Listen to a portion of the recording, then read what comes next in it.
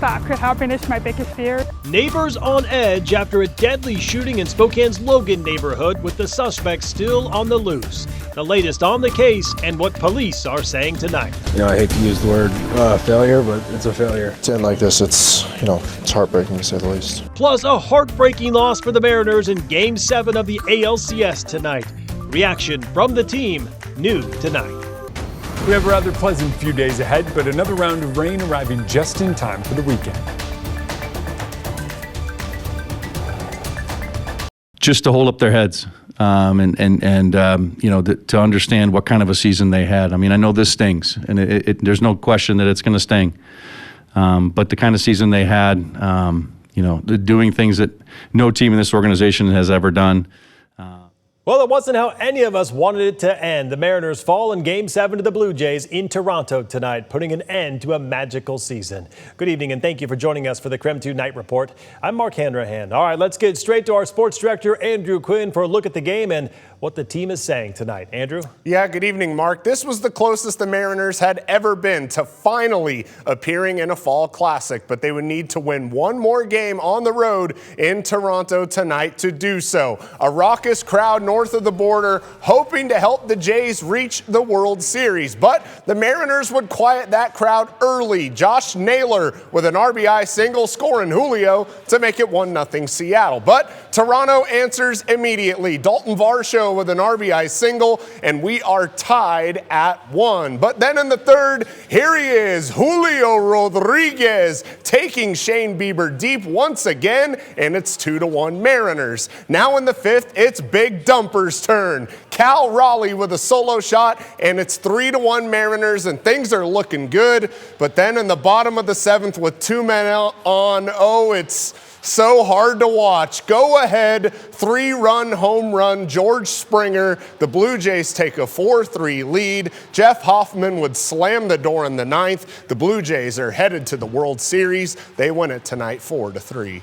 Doing things that no team in this organization has ever done, knocking on the door of a World Series. All that, it's due to how hard they've worked, how hard they've played all season long, all the times they've come back, all the times they've bounced back. It's a special team in there, and it's just it's a shame we had to come out on the wrong side of this one. Love every guy in this room, but ultimately it's not what we wanted, and it's. I hate to use the word failure, but it's a failure, and that's what we expected, just to get to the World Series, win a World Series, and that's what the bar is and the standard is, and that's what we want to hold ourselves accountable to. But it hurts. The Mariners are still the only Major League Baseball team to never reach the World Series.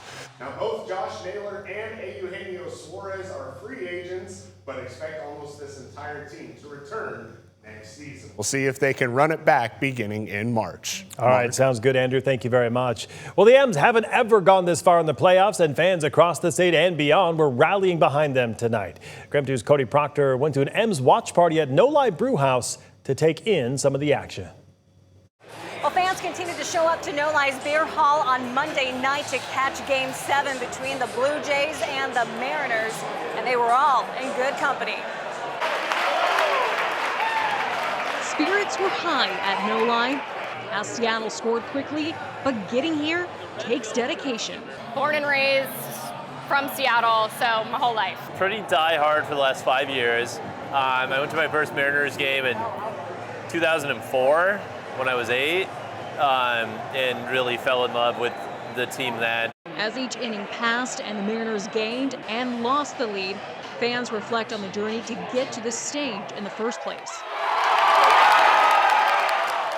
It's been exciting, it's been stressful. My hairline's probably receded a little bit, but I believe a lot. But Game 7 in the ALCS postseason means do or die, and fans are all too aware of the M's precarious position. With eyes locked on the big screen and shoes on top of heads, the Mariners and their fans learned their fate, losing to the Blue Jays 4-3. I I think you have to just be ready to love a team true and true, even when they're in their worst. But also you get surprises like this where they're in their best. Not the outcome that Mariners fans wanted for Game 7, but fans I spoke to right after that final inning say they're still incredibly proud of their team and hope they can make it to this stage again next year. In Spokane, Cody Proctor, KREM 2 News.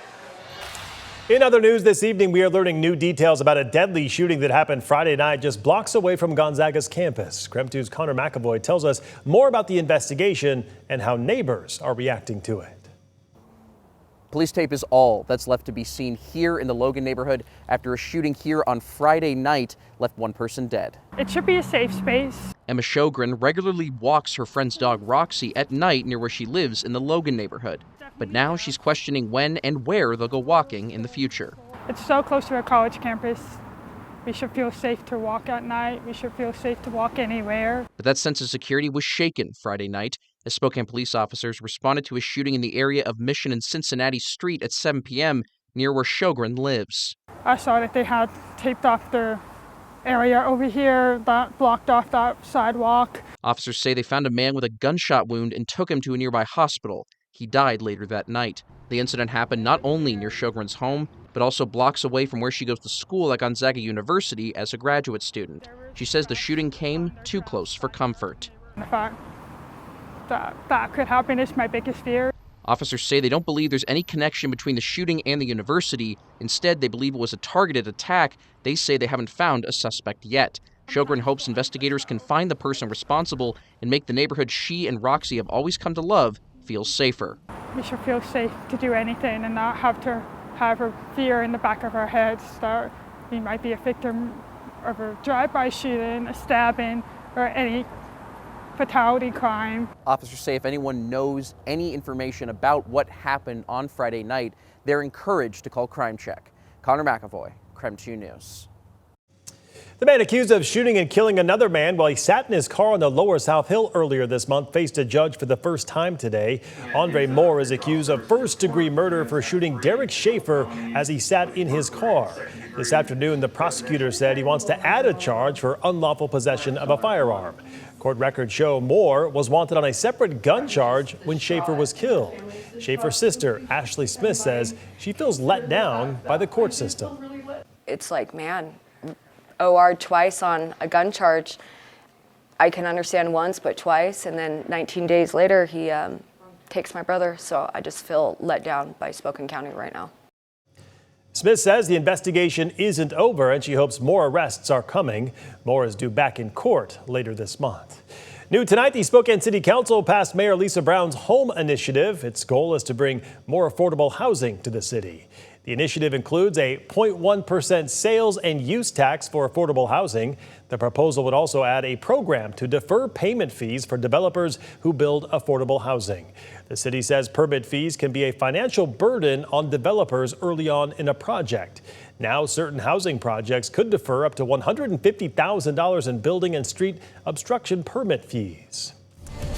All right, taking a break from the headlines, let's talk weather on this Monday evening with Chief Meteorologist Jeremy Legoo. Seeing a beautiful start to the week, Jeremy. How much longer can we hold on to this nice weather?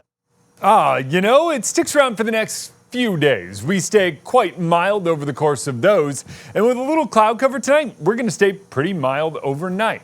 Currently, fall colors are basically reaching the peak. So the moral of the story as we head through the next couple of days is basically get outside and enjoy this nice break from the rain. We have more of it in the forecast, not just yet. Little disturbance sliding through with some cloud cover right now. And that cloud cover and a couple of these light showers coming down in parts of central Washington are one, a sign of the moisture we have in the atmosphere, and two, a great way to keep us pretty mild overnight. Those move out by tomorrow, though, and we're back to sunshine across much of the inland northwest. Sunshine takes us through tomorrow and Wednesday before clouds eventually start to build back in on Thursday. 58 degrees tomorrow, 62 on Wednesday, and back near 60 on Thursday. It's a beautiful few days, especially considering we are now in the second half of October. Sounds good, Jeremy. We'll check back in with you later in the show. All right, don't go to bed just yet. The push for affordable housing continues in North Idaho. A new development in Post Falls coming up later on. But first, the courts approving boots on the ground in Portland. The latest in a landmark legal decision coming up in 90 seconds.